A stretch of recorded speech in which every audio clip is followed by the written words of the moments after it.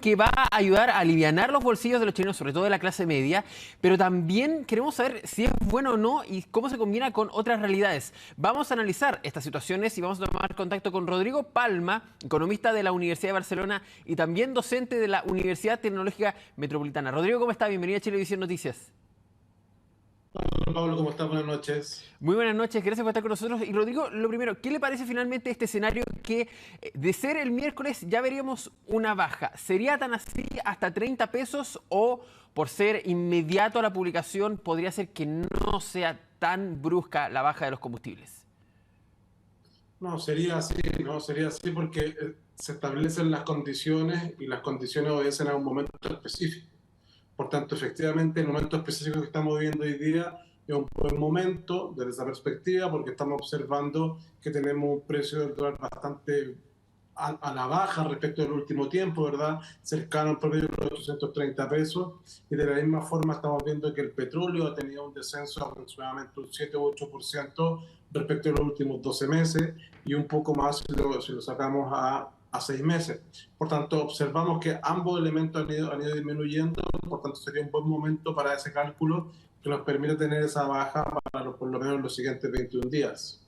Estaba buscando el gráfico, no podía dar con él en cuanto al periodo de tiempo en que las bencinas han ido disminuyendo. No sé si usted tiene ahí la información a mano desde cuándo comenzaron las bajas, pero también para hacer una comparación, ¿es conveniente hoy día pasar a estas 3 semanas bajando hasta 30 y tantos pesos o nos conviene ir semana a semana?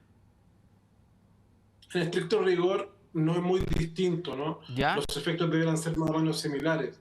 El objetivo fundamental de esto tiene que ver más que sopesar las alzas o las bajas, que el efecto va a ser en promedio similar, tiene que ver fundamentalmente con establecer criterios de estabilidad en los precios y no que se vayan modificando constantemente. De esta manera permite que tanto las empresas como las familias puedan organizarse de mejor manera, tener algún grado mayor de certeza. Ese es el objetivo fundamental que persigue este tiempo más largo en el cálculo. No es necesariamente que se vaya a afectar cuando sube o cuando bajan los precios. Rodrigo, usted como académico también puede tener una visión en cuanto a la historia y en cuanto también a la discusión que se ha tenido en el país. ¿Por qué esta medida que justamente ayuda a las empresas, a las familias, a ordenarse un poco más en su presupuesto, no fue aplicada antes, hace años tal vez, cuando se inició el MEPCO, no se pensó, ¿por qué no pasamos en vez de un cambio semanal a un cambio, algo que sea 3 semanas mensual, podríamos decirlo, porque son 4 semanas el mes, pero por lo menos que sea casi mensual? Fundamentalmente porque los precios hace mucho tiempo que no tenían la volatilidad que han tenido los últimos 2 o 3 años.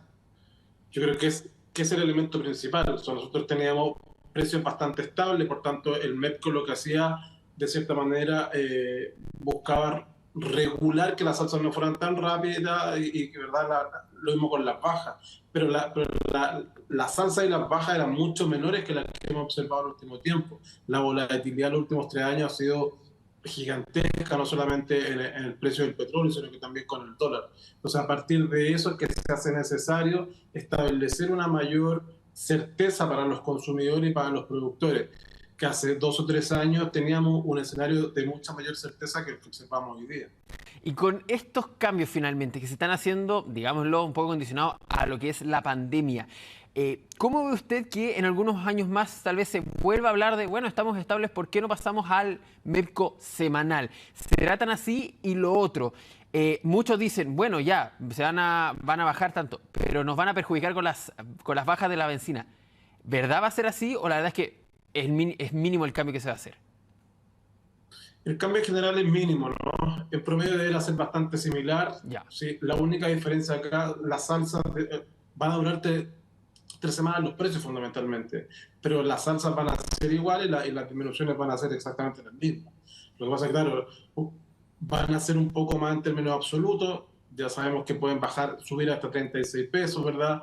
Bajar exactamente lo mismo, antes eran 12 pesos por semana, entonces por ahí la diferencia va a ser un poco mayor, pero estricto rigor lo que estamos haciendo es agregar la semana, en este caso las 3 semanas. Por tanto, la verdad es que el impacto para el bolsillo no debiera ser mucha en la diferencia.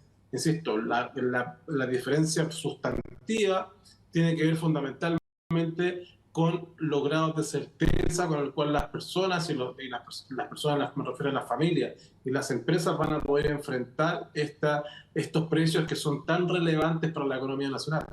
Y Rodrigo, ¿cómo se ve el panorama para el futuro? Usted lo decía, tenemos un dólar que ha ido a la baja. Tenemos también una baja en los combustibles. El escenario no ha cambiado mucho en cuanto a, por ejemplo, conflictos como la guerra de Ucrania. Sigue siendo lo mismo y al parecer tal vez no cambie mucho. ¿Va a seguir esta sensación bajista de que todo esté disminuyendo o la verdad es que vamos a empezar a mantenernos en el mediano plazo? Lo que estamos observando hoy día, y un poco lo conversábamos la semana anterior, ¿no? Tiene que ver con que las caídas ya se han estabilizado. Perfecto. En el ámbito del petróleo, en este caso, hubo un descenso aproximadamente desde julio, respondiendo a una pregunta que me hiciste hace unos minutos atrás, más o menos desde julio. Estamos observando la disminución en los precios con volatilidad, pero observamos una tendencia a la baja. Con respecto al precio del dólar, lo observamos desde diciembre en adelante, una clara tendencia a la baja, pero ya las últimas 2 semanas en el dólar fundamentalmente ya vemos que hay una estabilidad, ha bajado hasta los 820, hoy día estamos alrededor de los 830 y debiese andar por ahí. Entonces, a partir de esa estabilidad ya creo que de no mediar nada distinto, debiésemos estar por ahí al menos por unos 2 o 3 meses esperando cómo va a evolucionar fundamentalmente la inflación en distintas partes del mundo. Salen datos de Europa, donde efectivamente la inflación sigue siendo bastante alta. En Estados Unidos, si bien se ha dado que tenemos una inflación más baja de lo esperado, sigue siendo alta, exactamente lo mismo en Chile. Entonces, tenemos que esperar, observar a cómo se va a dar las cifras económicas de aquí al primer trimestre fundamentalmente, y a partir de eso observaremos si es que efectivamente veremos un dólar que baje de los 800 pesos y que el precio del petróleo es un tanto complejo que baje un poco más, pero son condiciones que esperamos sean un poco permanentes a través del tiempo. Ya le voy a estar consultando justamente por las medidas, por los números que se han ido conociendo en el mundo, incluso el de Japón, y a ver cómo nos influye. Pero ¿usted cree que esto es un escenario positivo para el bolsillo o es un escenario menos pesimista si uno lo compara con que, por ejemplo, los sueldos no se han modificado y lo más probable es que no suban en un año que se viene de recesión? Yo creo que es positivo, yo creo que son cifras positivas, lo que hemos observado efectivamente que disminuye el valor del dólar para nosotros es importante porque nos afecta en la mayoría de los precios, es uno de los fundamentales, como es precisamente el precio de los combustibles. Por tanto, efectivamente es una buena medida y esperamos que esto implique necesariamente que los aumentos en los precios que hemos sostenido, especialmente el último año, vayan haciéndose cada vez más lentos y tenga como consecuencia que observemos una tendencia a la inflación a la baja y que nos acerquemos a el 6-7%, que es lo que nosotros estimamos que debiésemos tener durante el año 2023. Y eso mismo, usted decía, es un escenario positivo en cuanto a que el dólar baje, por ende, la mayoría de los productos que son importados, creo que el 60 o incluso más de los productos que se consumen, alimentos sobre todo, son importados. ¿Va a haber una disminución, cree usted, o va a haber una estabilidad? Y eso también es importante porque muchos dicen, bueno, ya subió el aceite y ahora que el dólar está bajando, ¿por qué no lo bajan? ¿Dónde está la combinación para que se dé esta estabilidad y no una deflación que muchos dicen, pucha, que es necesario también? La verdad es que esa respuesta es un tanto compleja, ¿no? Pero se debe fundamentalmente a que hay precios que internacionalmente siguen estando altos. Si bien es cierto que observamos una cierta baja a partir del dólar, se compensa de cierta manera. Siguen habiendo algunos costos que siguen estando altos, como por ejemplo el transporte. Si bien es cierto que en el último tiempo el transporte internacional también ha disminuido sus costos. La verdad es que yo veo muy difícil que observemos una caída sustantiva en los precios y que observemos deflación, sino que lo que esperamos fundamentalmente es que el aumento se frene.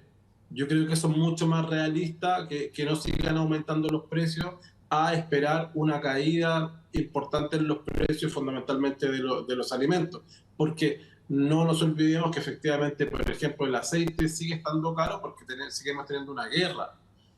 Lo que pasa es que como ya llevamos casi un año, la tendencia inflacionaria para ellos fue hacia la baja. ¿Por qué? fundamentalmente porque si Estados Unidos observa un proceso inflacionario importante, van a generar una política fiscal, o perdón, una política monetaria restrictiva, es decir, aumentarían las tasas de interés, que es lo mismo que hace el Banco Central de Chile. Y esto tiene consecuencias negativas para nosotros, porque lo conversábamos creo la semana anterior, esto lo que produce es que los flujos monetarios se van desde los países, de los distintos países hacia Estados Unidos o hacia el dólar, es fundamental. Por tanto, que Estados Unidos aumente su tasa de interés implica que se va a producir un aumento del dólar, de la valoración dólar respecto al precio chileno, dólar respecto al euro, ¿verdad? Y esto, ¿qué es lo que hace? Encarece la mayor cantidad de bienes que nosotros importamos. Entonces, eso sería un problema para nosotros. De hecho, en Estados Unidos hay una discusión bastante importante en el ámbito académico, donde, por ejemplo, Claudia Sam, que es la creadora... Bueno, vamos a ver también cuáles son las decisiones, porque hay una cuestión más menos política de cuál es el rol que quiere asumir Estados Unidos también en una economía y ver cómo influir a otras potencias. Pero va a estar bien dura la discusión durante lo que sea el año 2023. Rodrigo Palma, economista de la Universidad de Barcelona, gracias por ayudarnos a entender un poco lo que está sucediendo con la economía mundial. Gracias a ti, Pablo. Buenas noches. Que esté muy bien, buenas noches. Nosotros vamos a hacer un alto en las informaciones